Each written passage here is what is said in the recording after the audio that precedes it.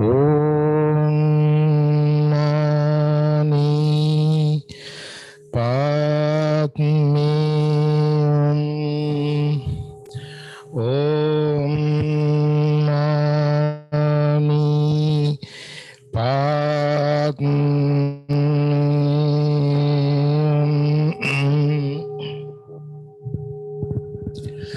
Good morning and welcome to the Sunday service. This morning we are going to meditate for a few minutes.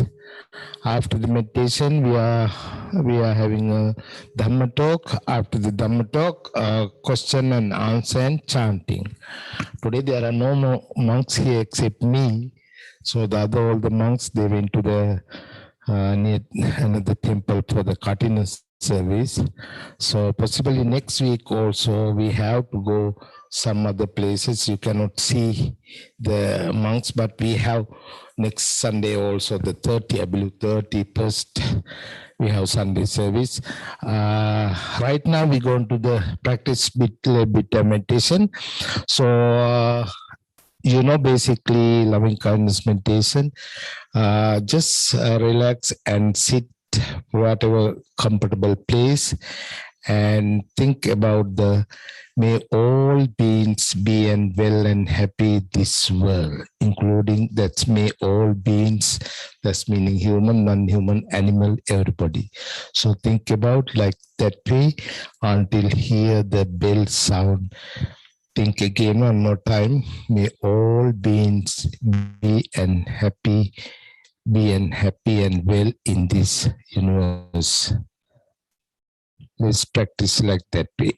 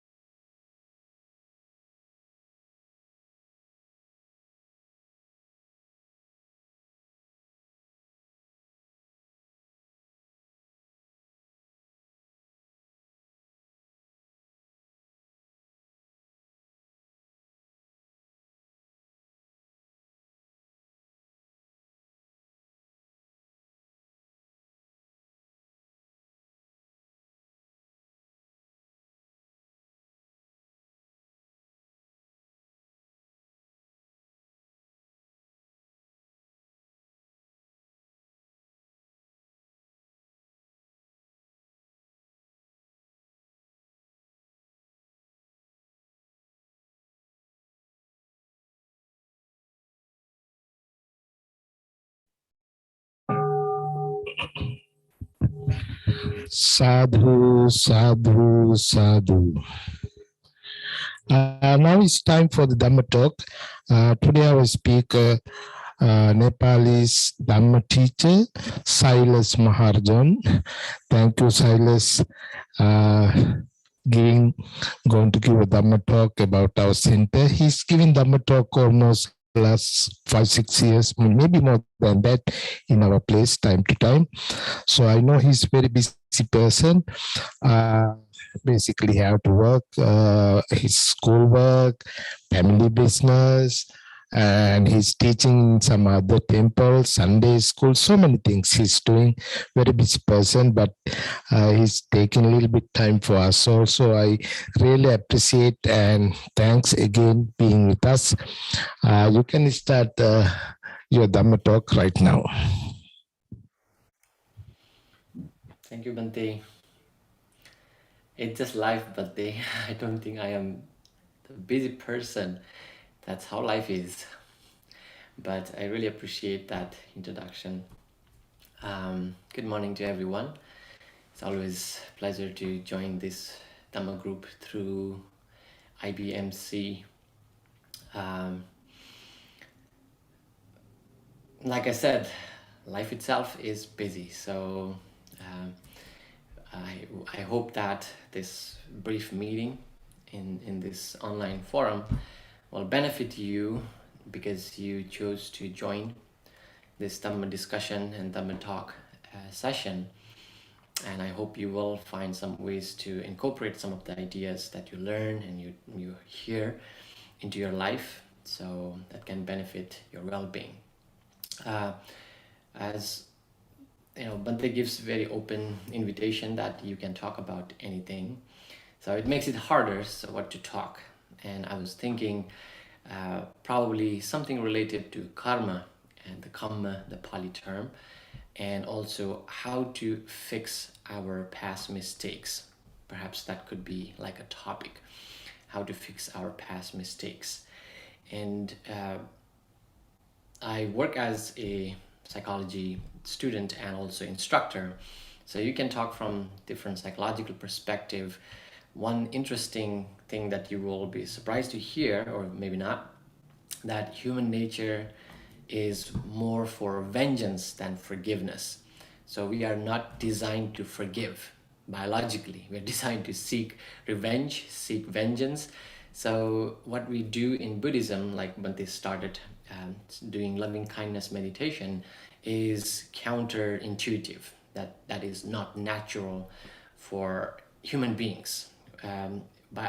Evolutionarily, it makes sense because we are trying to be like the Darwin's idea, survival of the fittest. So if you want to survive, then you have to continue to take care of your enemies, protect yourself, and not have those threats.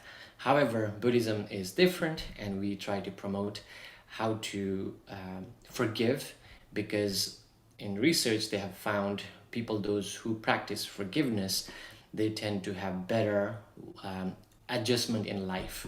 They also have less psychological and physical distress because of carrying on some of those past anger, frustration, jealousy, envy, all those negative terms. So when you talk about how to overcome past mistakes, sometimes we are the victim of some of those misdeed by other people, and we are the perpetrators. We did something wrong to other people, and either situation we carry some negative thoughts. We constantly live on those memories, and in psychology we talk about ruminating about the past experience. When you think what you did in the past, constantly you live in the past, you worry about, you relive those experiences, and that rumination alone is a strong reason for people to have depression. People suffer from depression, and that can also lead to worry too much about the future. Oh my goodness, I have done so and so to other people, or oh my goodness, people have done so and so to me. So either way, you continue to worry about your life, and that can lead to anxiety disorders. So in psychology, you see that you cannot be living in the past, because that can lead to depression, and you cannot be worrying too much about the future, that can lead to anxiety. And Buddhism comes in there to tell us, well, that's why you have to practice the skill of living in the present moment. That does not mean you try to forget everything you have done in the past. You have that, it is there, because it's a part of you. Sometimes people, when you have a dispute with family members or friends, you would be like, I tried to forget and you brought that in. I was never planning to talk about it, you brought that in. Well, it's inevitable to have that memory, and of course it will surface every now and then. However, trying to follow the Buddha's teaching to become a good Buddhist means that not trying to suppress them or push them away, but live with that experience. And that's what we talk about, acceptance. Your mistake or someone else's mistake, it's very important that we try to accept the life that we had. And there is a saying in Dhamma, popularly known textbook. It's like nice handbook. It's not everything about Buddhism. It's a collection of different teachings from different canons and baskets we call Tripitaka, collected in small textbook that has about 423 verses. And each verse has powerful message. And one of them is Yassa papang katang kammang kusalena pitiyati so imang lokang pabhaseti abhamutto chandima. If you understood that, great, we can move on. I'm just kidding. It's Pali, so of course, if you are not familiar with Pali, that may sound gibberish. So, yassa papang katang kammang kusalena pitiyati. The Buddhist principle of karma is a complicated teaching and most misunderstood teaching. People try to see karma as eye for an eye. If somebody did something to you, the person will go through the same suffering. Somebody hurt you, chop off your arm, that sounds scary, and you would think like you will lose your arm too. Well, that's not how it works. Buddhist karma is a lot related to intention.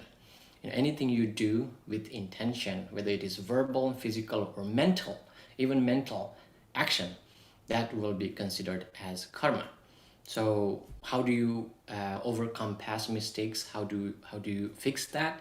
Here, this Gatha tells us we all have done more or less good and bad karma in the past.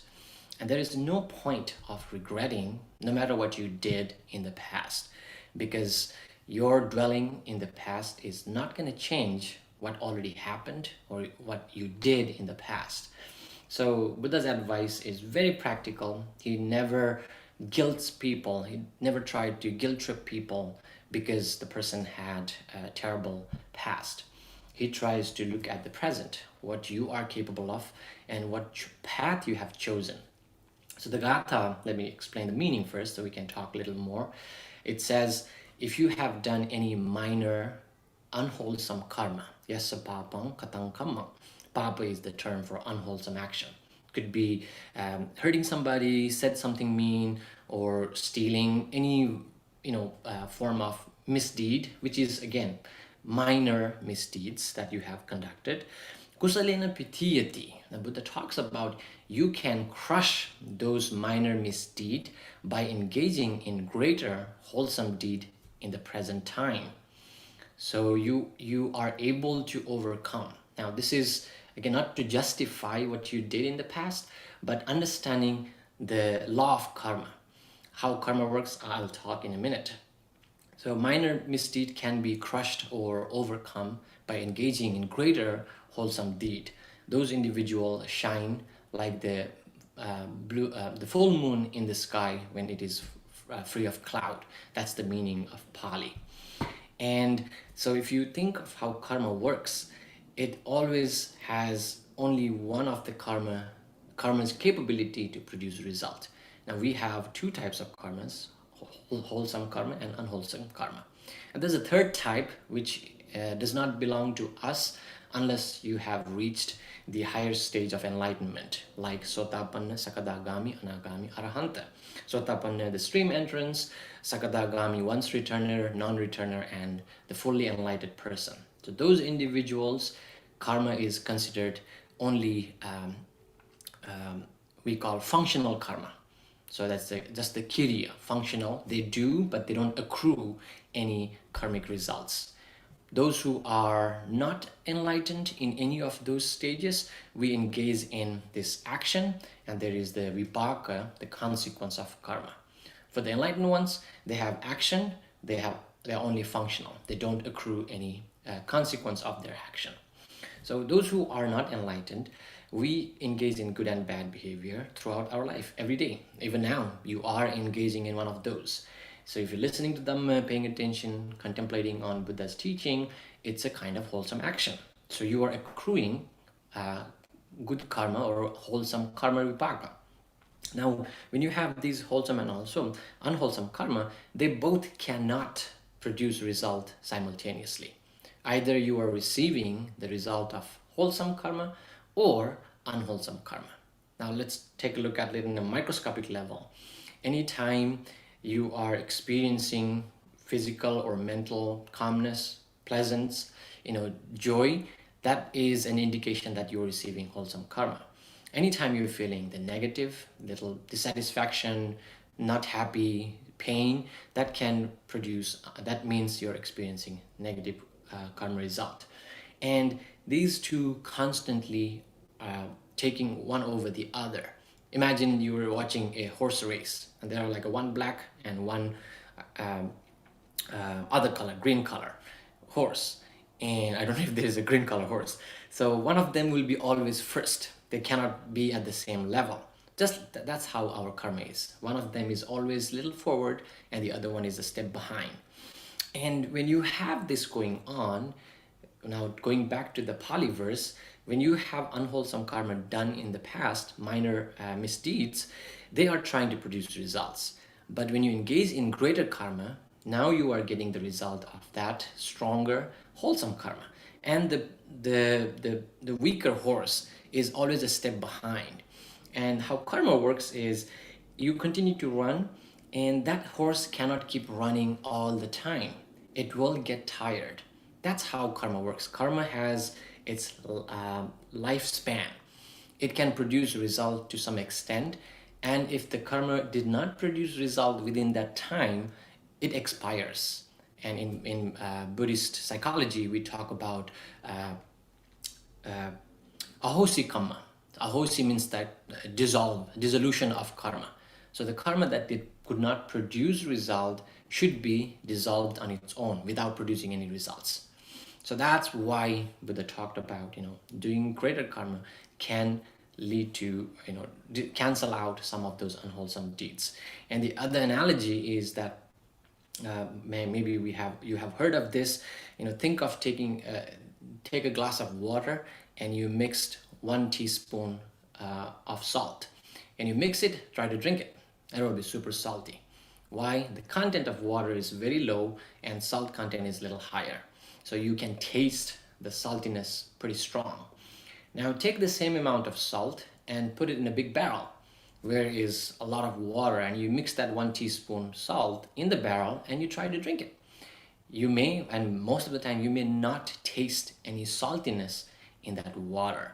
So what is the difference? Well, when people have lesser good karma done, that is just like a glass of water, you taste the salt very strong. That means you taste the result of bad karma pretty imminently.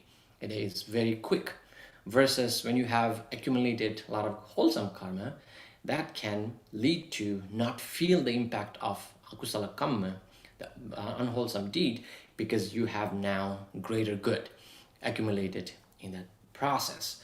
So overcoming past mistakes could be not trying to rewrite the history, not trying to undo the history. We're trying to be in the present moment and trying to protect our mind from this rumination, thinking too much about the past and thinking too much about the future. And that's a good suggestion from the Buddha. And these days, we are celebrating Katina ceremony, the rain retreat, the conclusion of a rain retreat, and most of the monks, they are obligated to observe these 3 months of retreat and conclude with this practice. As a former monk, I went through that, and to me, it's not only about the monks trying to stay with this practice. It is also for us, all the household followers, everybody who think they admire the Buddha, they admire the Buddha's teaching. We look at his teaching as a way to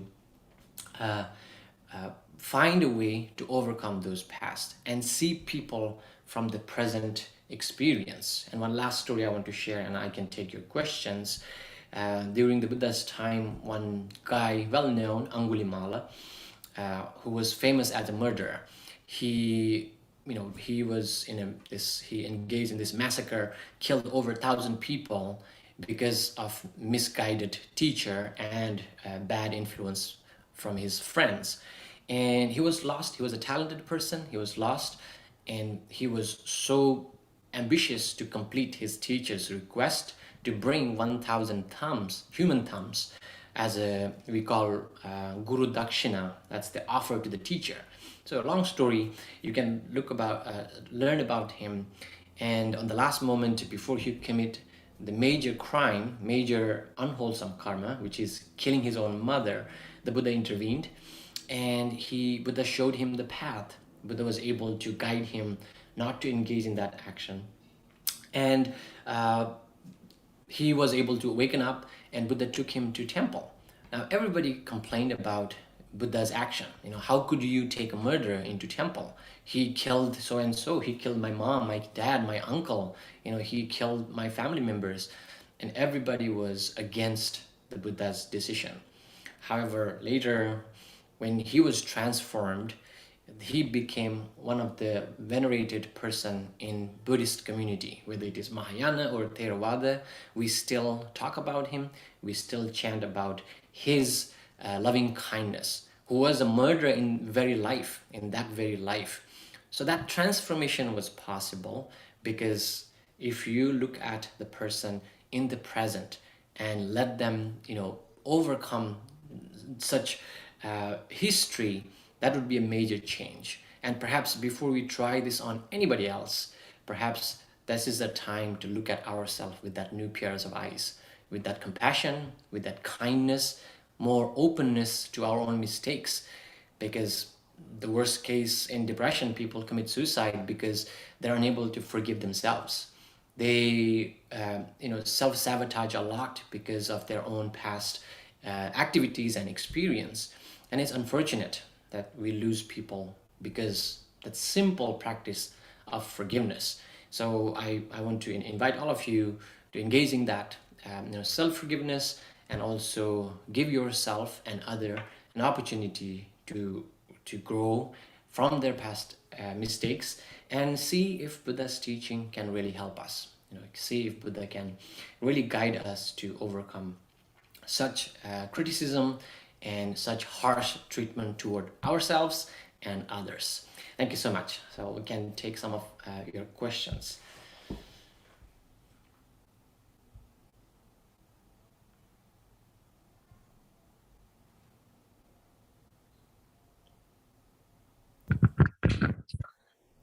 Thank you. If you have any question or comment, you can ask right now.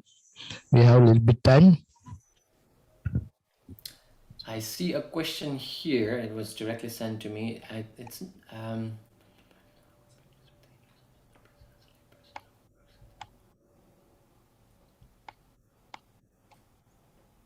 How do we practice with the hindrance of sensual pleasures? I think Pascal's question was about, how do we practice satipatthana, that mindfulness meditation, in a very challenging world.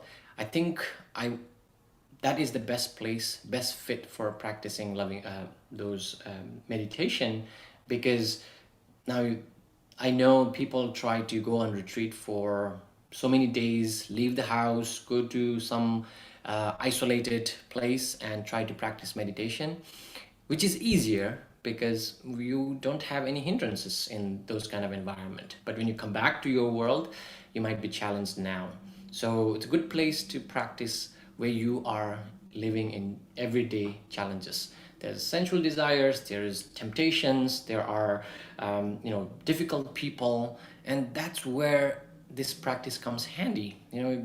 Like my teacher who recently passed away, one of the well-known monk in Sri Lanka, he wrote a book about another character during the Buddha's time. His name was Devadatta, who tried to murder Buddha 3 times. So his story is pretty unique, and he was Buddha's brother-in-law, mind you, right?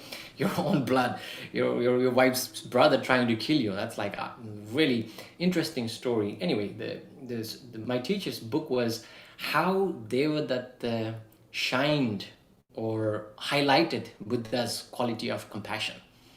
So that was, I'm translating in Sinhala. He wrote in Sinhala. So the point is, if there was no Devadatta in Buddha's life, we would never know how compassionate was Buddha. So it's good to have some adversities, some challengers in your life where you get this opportunity to practice your qualities.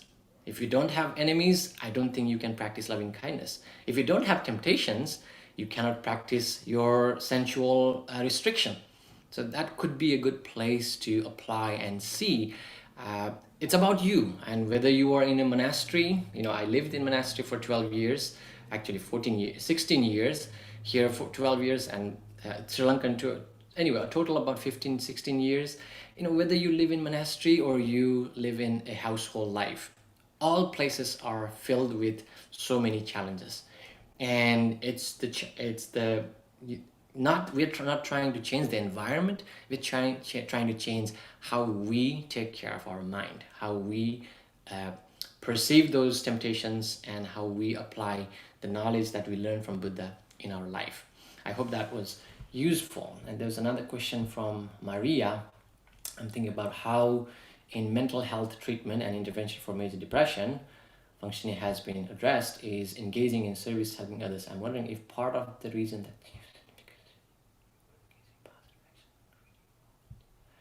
I agree with you, Maria, because what we do in therapy or psychotherapy, we don't call them as a wholesome action. I study mindfulness in science, and we try to see one thing that we cannot bring in yet through research is people are overcoming depression because possibly due to they are now more involved in wholesome action, wholesome karma, because living in the past itself is accumulating more unwholesome because you are missing the life in the present. You're not here, you're not now. Somebody said something, you're doing something, it's all unmindful action. And bringing people to that awareness is itself wholesome karma. And when you have that, like the analogy I used, perhaps now the competition between those two horses, you have this black horse who is more wholesome karma facing faster, and you start feeling the impact of that horse's the karma. So it could be the karmically speaking, it could be that positive karma that bringing more relief and recovery possible.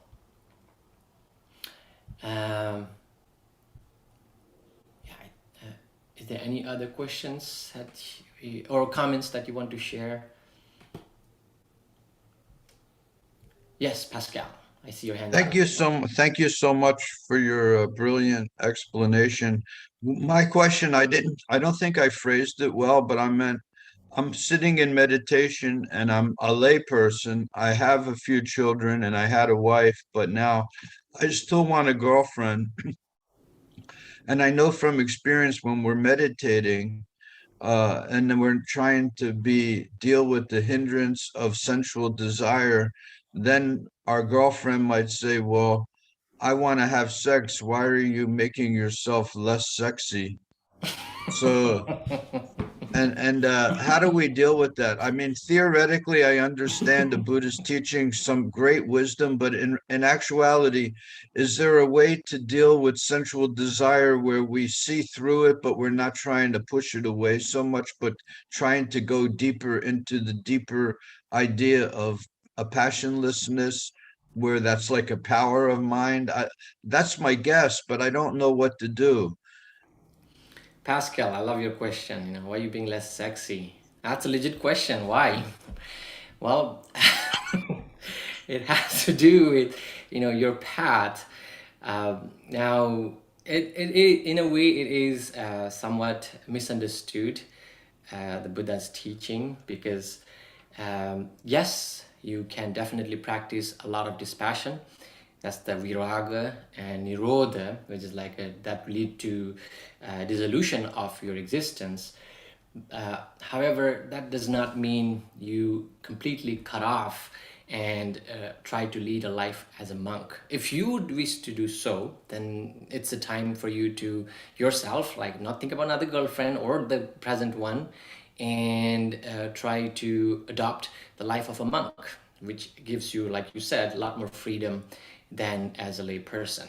Now, I must tell you, I know because I lived in that monastery. You can have Bante, Bante can attest me that living a monastic life is not totally free from any of those obligations. Probably not having a wife or a partner who's saying, like, why are you being unsexy because I want to have sex. That might not happen in a monastery, but you do have other obligations, duties, which can be an obstacle. So to me, it's not whether you are a monk or not, it's your choice. You have that choice to make, and you want to see that development of your Buddhist growth, your spiritual growth, that is not up to anybody else but your call. If I want to be more dispassionate, I want to practice more restraint in my sensual desire, you can choose that. And people are successful in a lot of examples from the Buddha's time. Even now, I know some individuals like S.N. Goenka, who recently passed, who developed this idea of 10-day meditation retreat. He was married, he had his wife, he never gave up on his wife until he died. They went from place to place practicing meditation, teaching meditation. They had the same goal, and he always had his wife next to him. And he was one of the best known Buddhist meditation teacher in 2,500 years. Why he was successful? Well, the path they chose in that agreement. They both continued to live a couple life, and being couple does not come down to only sex. That could be part of it. You can definitely enjoy your sexual life whenever they fit. That does not mean you need to, like, in 24 hours constantly think about, okay, I'm engaging in sexual behavior, so this is becoming an obstacle to my meditation. That is misunderstanding. It should not be. It should not be an obstacle, because without giving up that intimate relationship, people are able to achieve up to once returned stage of that enlightenment. Sotapanna, Sakadagami, people, those who have reached those stages, even Anagami, they're able to continue having that husband-wife relationship during the Buddha's time. And I have a strong feeling, S.N. Goenka, who became such a great teacher, was in one of those stages. And he continued to teach, and he continued to advocate, you don't need to give up your household life if just because you wanted to practice more meditation. I see a question from Davis. What was the name of the book again? Oh, it's the Dhammapada. So I can type it in the chat so you can write it down. Thank you. Yeah, that is the book, and it's very simple. Again, it doesn't give lot. Sometimes you need a context. So if you want to know why Buddha said this, the very first gatha, mind is the prominent of everything. Our life is led by mind, so on and so forth. When you read it, you might be a little out of context, like, what are you talking about? So it won't make sense. That's where you need the story behind that gatha, the verse, And when you read the story, it gives the context to understand, I see why mind was so powerful. So I also recommend to look at the underlying stories if you have doubt, why this verse doesn't make sense. Thank you. Any other questions? Anybody else?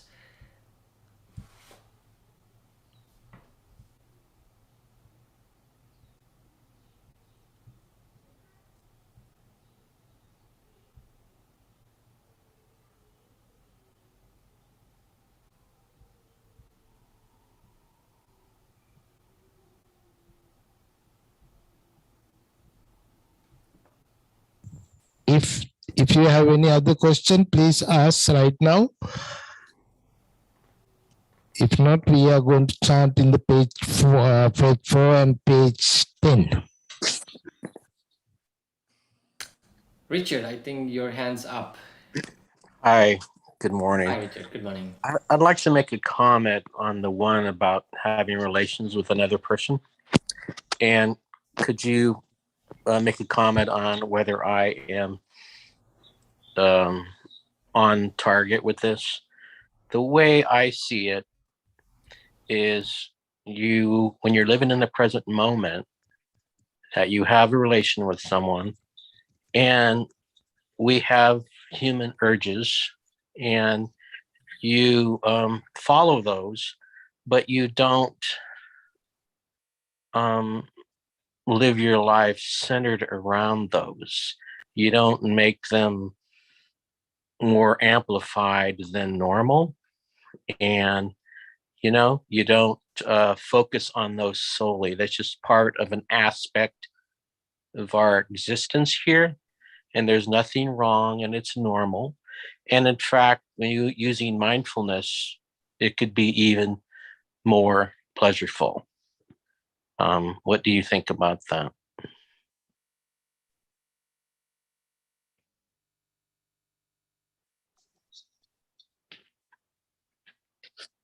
Oh, I can't hear you for some reason.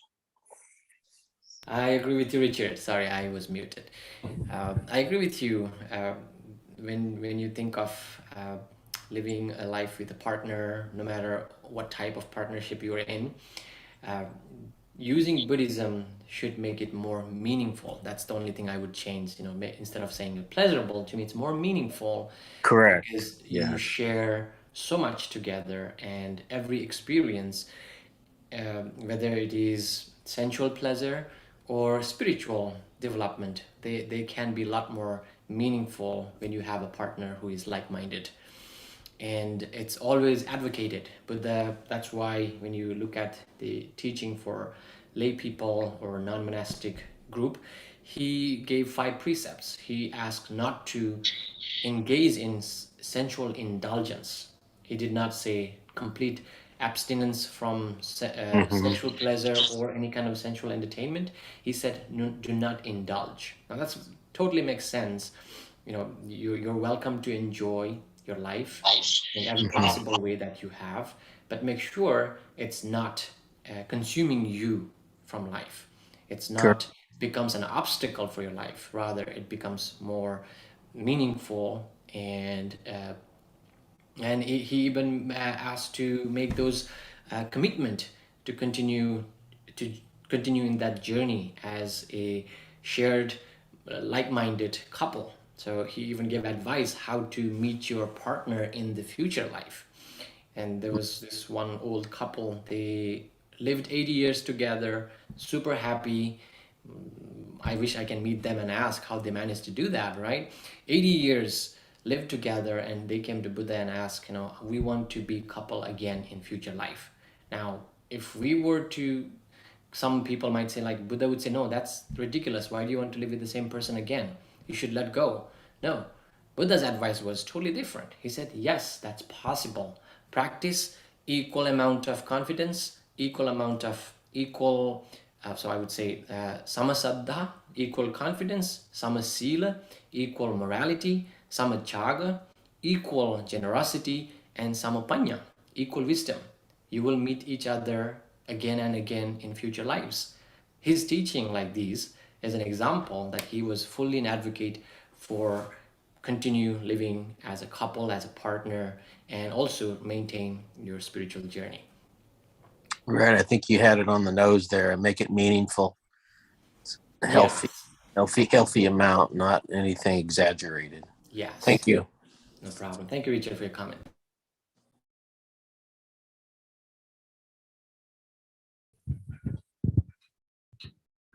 Thank you again. Thank you, Silas Marjan, and hope to see you in future. I hear you going back home next month or December. So have a safe trip. Thank you. Thank you again. Thank you, Buddha, for having me. Thank you, everyone, All right. for joining. All right. See you next time. Okay. Thank you again for everybody. We're going to chant the page 4 and page 10.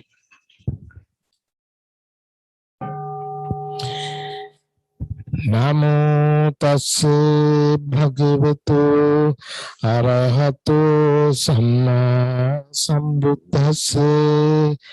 Namo tassa bhagavato arahato samma sambuddhassa. Namo tassa bhagavato arahato Samma Sambuddhassa. Buddham Saranam Gacchami. Dhammam Saranam Gacchami. Sangham Saranam Gacchami. Sentient beings are numberless. I vow to save them all. Dhamma persons are inexhaustible. I vow to end them all. Dhamma states are limitless. I vow to study them all. Buddha's way is supreme. I vow to attain it. May suffering ones be suffering free, and the first of flawless be. May the giving sorrow give, and the sick find health to live. May all merits be extended to everyone. Devi, together all beings may gain Buddha's way. Om Mani Padme